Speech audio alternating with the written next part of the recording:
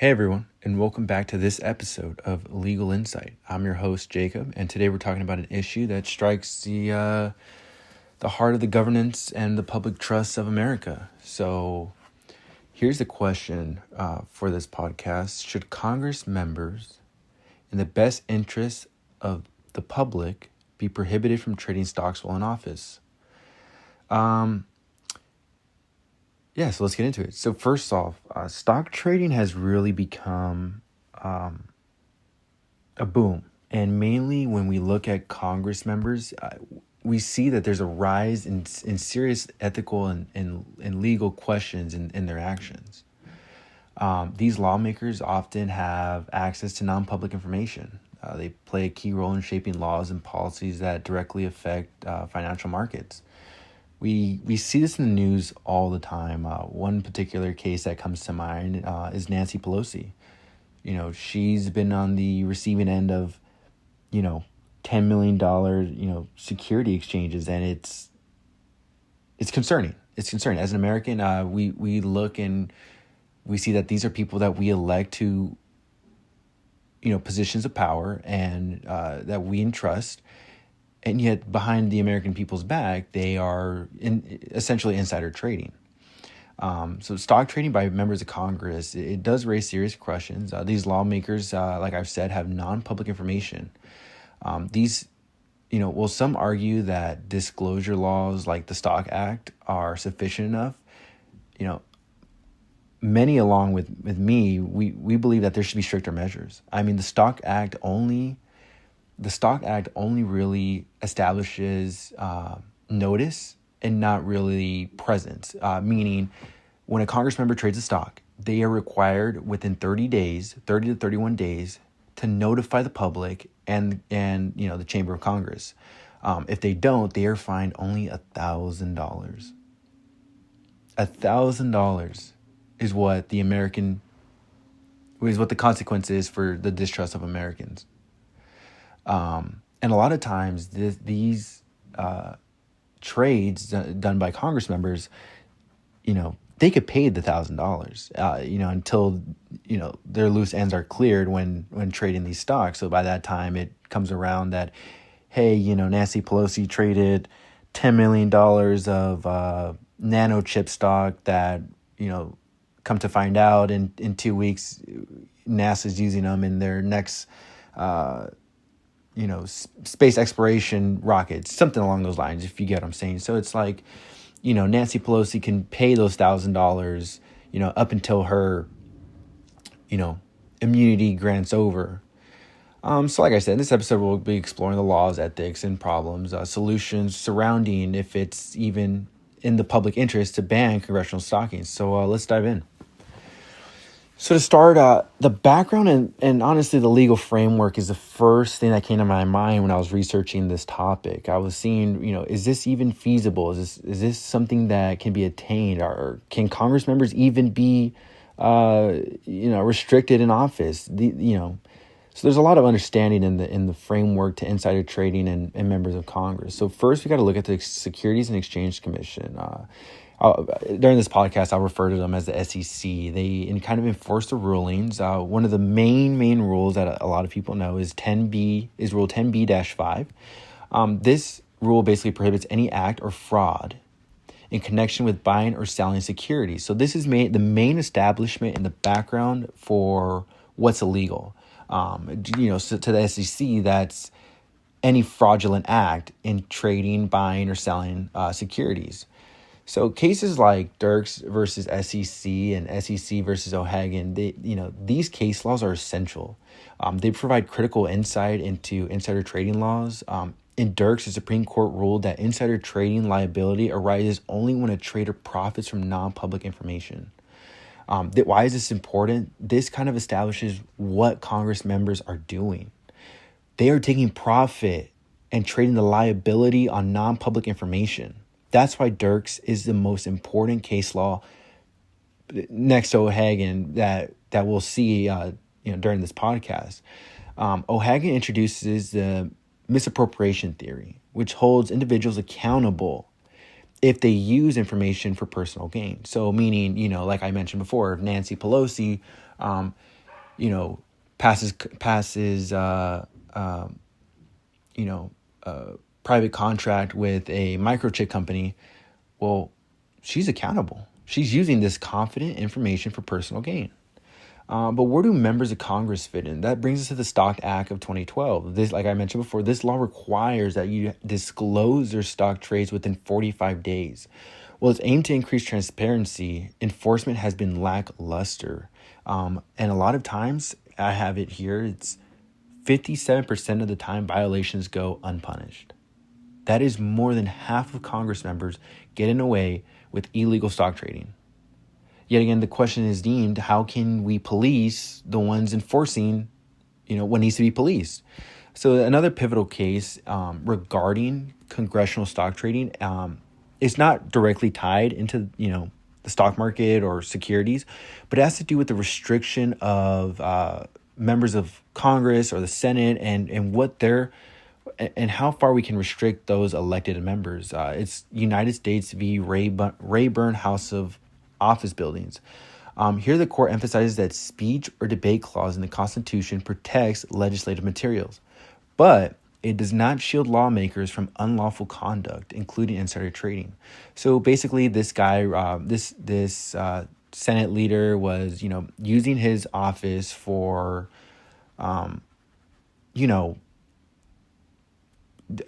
different legislative materials, attacking other running mates and so forth. But that's not what it was. Rayburn was actually using the office for tax purposes to illegally under a kind of shell corporation. It really was regarding, are lawmakers shielded from the law? No. That's what this is about. That's what pushes SEC versus O'Hagan. That's what, these three case laws kind of tie together to show that what they're doing is illegal, how they're doing it is illegal, and that Congress members are not above the law. You can see all three of those kind of case laws fit into this background, legal framework. So this kind of sets the stage for our discussion. If it's in the public interest to ban Congress members from trading stocks. Now let's look at a different avenue. Personally, we kind of get into ethical concerns and public trust. So members of Congress are elected to kind of serve the public, yet their ability to trade stocks, it creates a potential conflict of interest. For instance, during COVID-19, some lawmakers were accused of selling stocks after receiving classified briefings. This is crazy to me. This is something that, how can you, as someone entrusted in an elected position, go behind the country's back and the American people and, commit these kind of crimes? So while these actions were always illegal, these certainly raise questions about fairness and public trust. So as voters, can we really trust those that are in office breaking the law? In terms of, public interest, it is in the public's interest to ban congressional stock trading. When you look over the last, say, 50 years of public trust within the government, we see a rapid decline. One source from the Yale, legal journal highlights that there's been a decline in trusting American governance, and this decline, has to do with the difficulties of enforcing insider trading laws, and mainly because when you elect people into this position and they're breaking these kind of laws, it makes you as a voter, as a citizen, what other laws are these people breaking?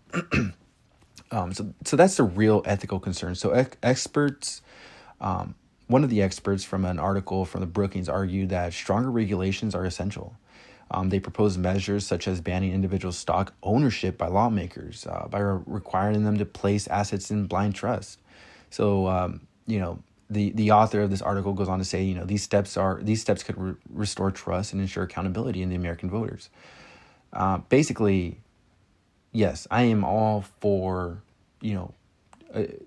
trust is a two-way street. If we vote these people in, we need to be able to trust them. So some of the challenges that are being faced is regarding in the public law sector, the 14th Amendment or the due process clause.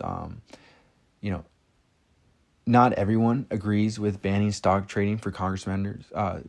Critics argue that such restrictions may infringe on lawmakers' rights as private citizens. One source, the Marina Bay's analysis in the Law Journal, mentions that it's difficult to enforce these trade laws, but it's also easy to separate Congress members from their public service and their private citizenship. Now, the Yale Law Journal highlights an important aspect of this.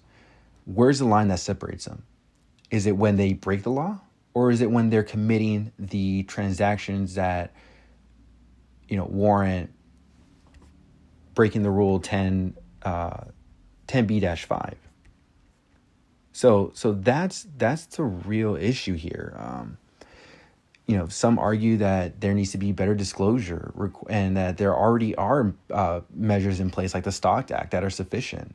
They counter that transparency also allows voters to hold lawmakers accountable without imposing blanket bans. How can we close this loophole? Basically, that's a challenge. That's what's presented to a lot of the arguments we see.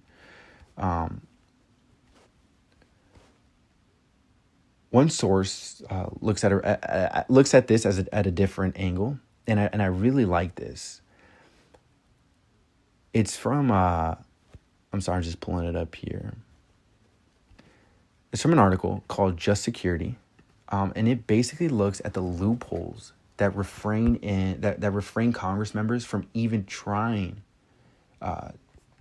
to pass further legislation like the Stock Act. It basically states that stock members are the ones in governance of the Stock Act. So when this article is saying is that basically the government is, which we're talking Congress here, are the ones to set the foundation for what the Stock Act is. So they're playing ball in their own court with their own rules while impeding on the backs of the American people. And going back to O'Hagan, it's like the Supreme Court has already established that a person who trades in securities for personal profit, but on undisclosed information, is a crime. So they're breaking laws that for the for the American people would result in decades of jail time. Look at Martha Stewart. Look at the celebrities that have been caught insider trading. They're not above the law. So what makes these Congress members that, have all this critical information, the safety of America, the future of America, who we elect in these positions, to break the law? Now, when the FBI was seizing related materials in the congressional office of Rayburn, we took a look at kind of the legal protections and kind of what warrants, non-legislative material, what was permissible in federal investigation. We basically found that the court emphasized that Congress members have certain protections under the Constitution. This is important. When you look at case law, you really want to look at what the court establishes, because that rule is very lengthy, and there's no real rhythm to it. It's kind of just what was decided is decided. But what the court mentioned in this lengthy ruling was that these protections do not extend to unlawful conduct. So this presents the argument that yes, Congress members can be limited in power, including trading stocks. That's why the case law was so relevant in this topic that I was researching. Another thing, when we look at the Brookings article, a lot of times we also see that there's kind of what's the solution? What steps can we take? And the counter argument to this is, of course, Congress members are also citizens. They hold the right to trade stocks. So what can you do to keep their rights intact whilst also reducing congressional conflicts of interest?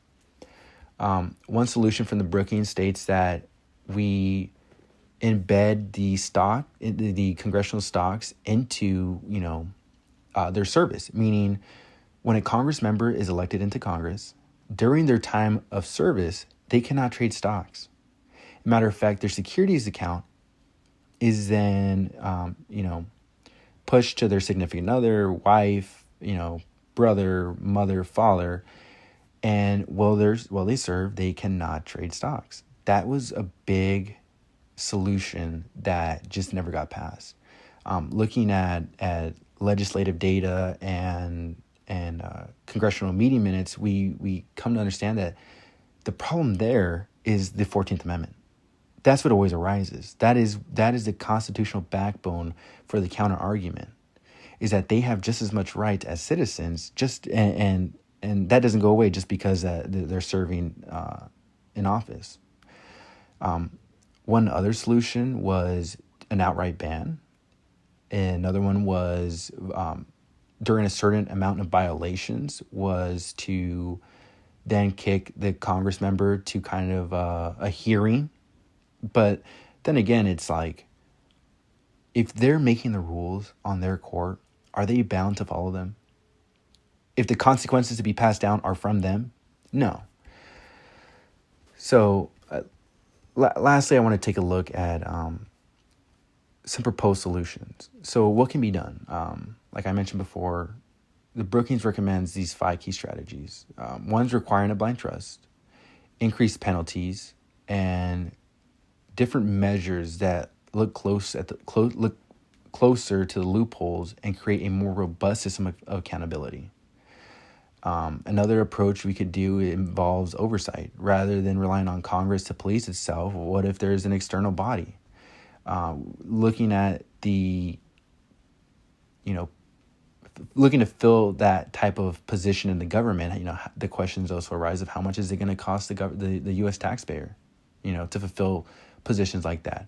And it sucks because it shouldn't have to be on the taxpayer's back to regulate what should commonly be known not to incite trade. Ultimately, the goal is to balance constitutional protections for lawmakers with the need to prevent unethical behavior. So by implementing stricter regulations, we can protect public trust and ensure that Congress serves the people and not its own financial interests. To wrap it up, let's revisit our central question. Is it in the public's best interest to prohibit Congress members from trading stocks while in office? So based on the legal case law, related articles and research I've done and ethical concerns, the answer is pretty clear. While laws like the Stock Act provide some oversight, they fall very short of addressing the deeper issue of trust and accountability. So I do believe it is in the public's best interest of banning stock trading for congressional members, or at the very least requiring blind trust. It would go a long way in restoring public confidence, and that's the main thing here. Public, in the public side of that question is, we want to be able to trust the government, the people we elect to serve in office. It's that transparency. We expect these representatives and Congress members to perform their duties at the highest ethical standards.